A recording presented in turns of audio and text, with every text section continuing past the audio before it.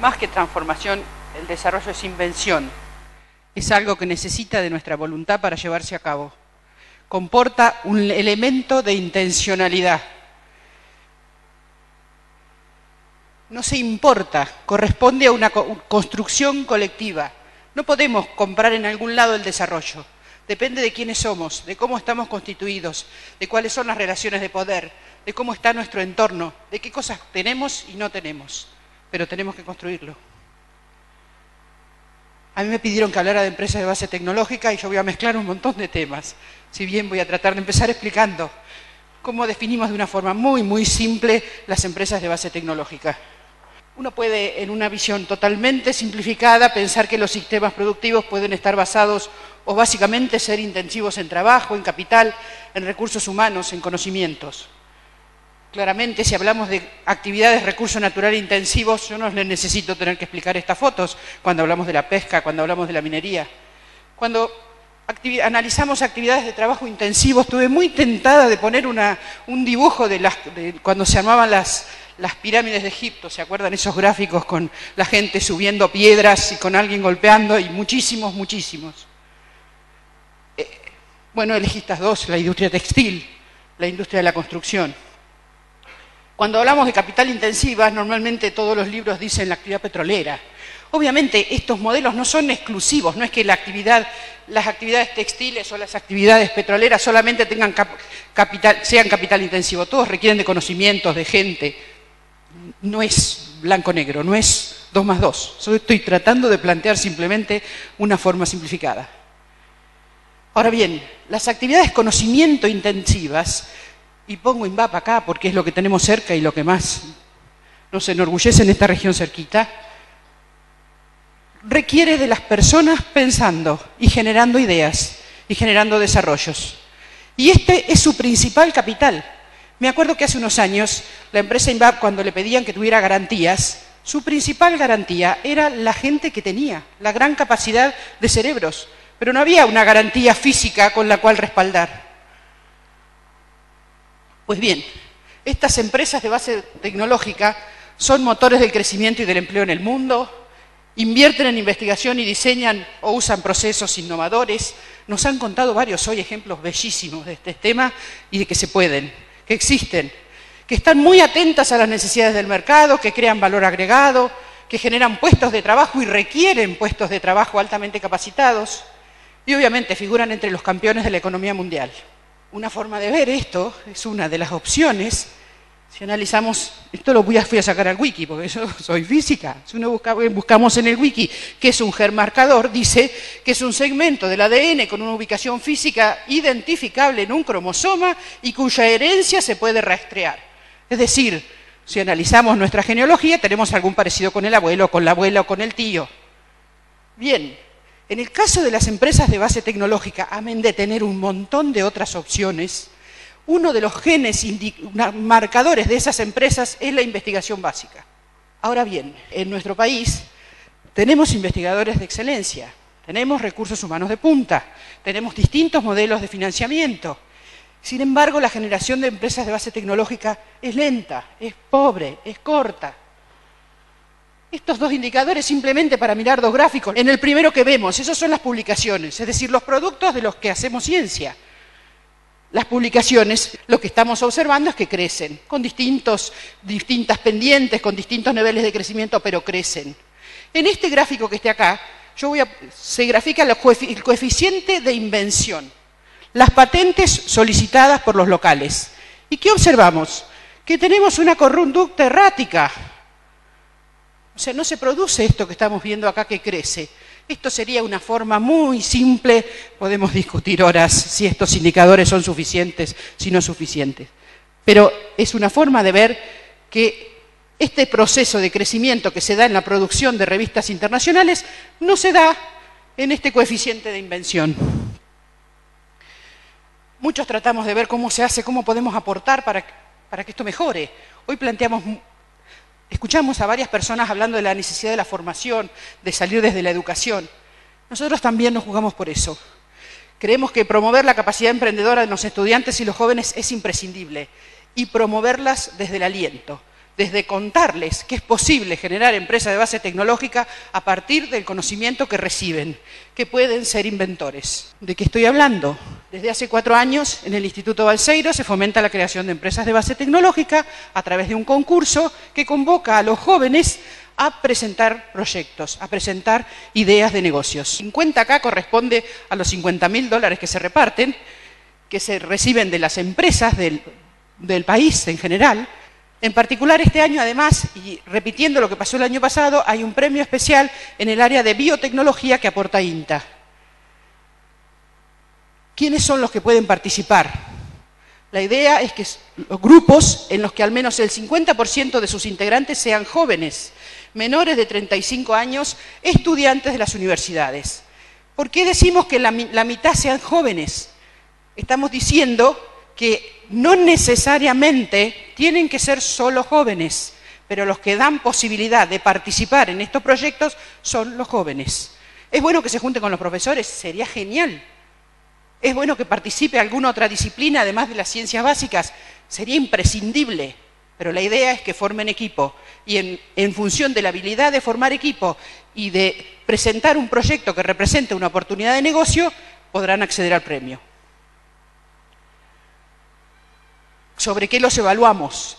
Entre las reglas del concurso está lo que entendemos que debe suceder en el desarrollo de empresas de base tecnológica, en particular el tema de las reglas claras.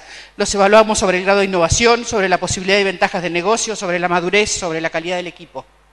Acá pueden encontrar las cosas los jóvenes. Cuando hablamos de 35 años, pueden ser estudiantes regulares o jóvenes graduados. Pues bien, hay ideas concretas, hay mucho que estamos trabajando para que esto funcione, desde distintas políticas, desde distintas organizaciones. Sin embargo, hay pocas. Contamos con conocimientos de punta, como ya les decía, y recursos humanos de excelencia, y tenemos políticas de financiamiento, pero hay pocas. ¿Qué es lo que está pasando? Yo creo que voy a repetir algo que casi todos los que hablaron de desarrollo en el día de hoy llegaron a las mismas conclusiones. El tema es que cuando hablamos de incorporar conocimiento a las distintas actividades, tenemos que pensar que eso es un proceso de aprendizaje, es un proceso complejo. Y como cualquier proceso de aprendizaje que necesita distintas etapas y necesita de un marco, de algo que lo cobije, no se puede hacer de la misma forma. Entonces, dependiendo de cuáles son las realidades, las posibilidades y las capacidades de la sociedad en la que están inmersos, ¿se produce o no se produce? O si se produce, puede suceder de vez en cuando, pero no se mantiene. ¿Qué es lo que pasa con el conocimiento? Hemos vivido muchos años pensando que el conocimiento era algo que podíamos acceder. O sea, agarrábamos un tarrito, vivíamos manejando por ahí y nos tomábamos en el medio del mar un traguito de conocimiento y tecnología. Eso no es cierto. No es cierto. Es cierto que el conocimiento está disponible. Pero me gustó un modelo, una forma de pensar unos hechos que nos han repetido varias veces de hacer hoy. Cierren los ojos un minuto, imagínense un iceberg. ¿Qué ven? Ven una puntita minúscula. Pero debajo de esa puntita minúscula hay debajo un bloque inmenso de hielo que para que se derrita y se integre al océano debe tener millones de necesidades y de grados centígrados y de distintas situaciones. Ese iceberg es equivalente al conocimiento. Solamente un poquito es lo que vemos.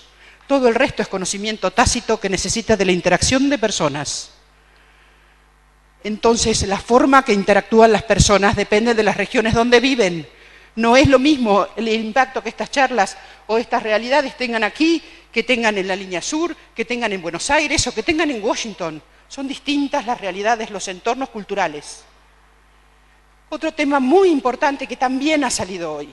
Cuando pensábamos en los modelos industriales, uno se imaginaba que ponía por un lado unas ruedas y unos el manubrio y bueno, y nos acordamos del tiempos modernos de Carlitos Champlin. Era simplemente una línea en donde yo pongo acá unas personas, después pongo un poco de pesos, les enseño un poquito y listo, tengo los beneficios de la sociedad del conocimiento. Esto es falso, rotundamente falso, porque estamos trabajando con sistemas muy complejos, desde la complejidad del conocimiento involucrado en cosas tan diversas como la biotecnología, como los TICs y la electrónica, como la nanotecnología. Estos son sistemas complejos. Si es un sistema complejo, lo tengo que pensar desde otro punto de vista. No es un partido Boca River. Hace falta agilidad, diversidad, distintas tecnologías, conocimientos complementarios.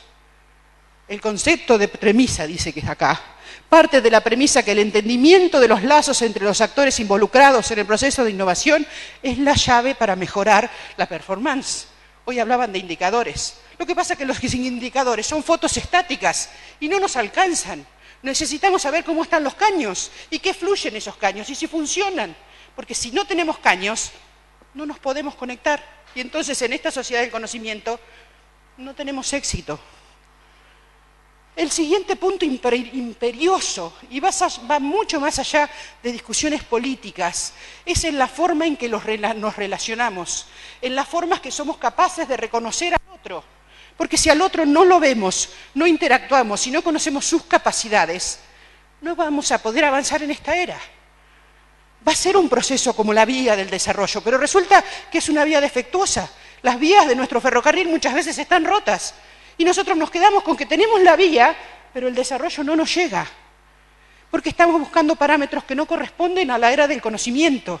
Y si no nos los desarrollamos como comunidad, no vamos a llegar. Dice acá, hace falta las variadas disciplinas, la interacción de las personas, reconocer las capacidades del otro, la necesidad del otro. ¿Por qué? Porque básicamente esa sociedad del conocimiento es un proceso de aprendizaje. Hace falta sacarse de encima los miedos y hace falta reconocer las identidades. Y hace falta pensar en un poder donde se desarrollen prioritariamente aquellas conductas que aporten a las construcciones colectivas. Un poder que busca el crecimiento del otro, la promoción del otro. Si no, el poder es chiquito. O tan grande como el poder que yo pueda tener solo. El desafío es que construyo muchísimo más poder si le doy la mano al otro y lo educo para que tenga poder. Y juntos definimos un esquema de desarrollo real. Un poder que promueva los logros colectivos. ¿Podemos seguir trabajando de esta forma, entrar en el conocimiento? Podemos. Podemos ver experiencias exitosísimas, cosas brillantes, pero que nos duran una generación o un periodo. Y después el tipo que salió adelante porque fue brillante y porque lo vio, y porque en estos procesos siempre hay alguno que es suficiente genio, que llega a primer grado o llega al jardín de infantes sabiendo leer, escribir y haciendo las cuentas de matemática. Pero es uno, o son dos. Si el esquema de cuáles son los paradigmas de esta nueva era no nos entran a todos, volvemos a hacer ese step change, subo y bajo de una escalerita. Cuando el que era el promotor se cayó, como son puntos, son discontinuidades estadísticas, son una cosa que pasa de vez en cuando, no se produce el crecimiento colectivo, el desarrollo colectivo. Porque básicamente en este modelo no estamos diciendo que las jerarquías no son necesarias. Claramente que sí, y las responsabilidades también. Lo que pasa es que se necesita reconocer y promover y respetar las especificidades y las funciones de cada uno, porque ninguno es suficiente. Terminando, yo creo, y un poco es la idea para discutir, que no se puede crecer en la era del conocimiento de cualquier forma. Hace falta pensar y concientizarnos de la fortaleza de las regiones pensadas como el pueblo, las regiones pensadas como la región, las regiones pensadas como el país, las regiones pensadas, pero las regiones, los que interactúan en nuestro radio, y el análisis y el desafío de la construcción de un nuevo poder. Porque básicamente nuestra sociedad será protagonista de la sociedad del conocimiento, de la era del conocimiento, si somos capaces de descubrir y vivir Y estuve mucho rato pensando cuáles eran esas palabras, si era entender, si era razonar, pero no, las palabras son descubrirlo, darnos cuenta que eso es así y vivirlo, que ninguno de nosotros es tan inteligente como todos nosotros. Gracias.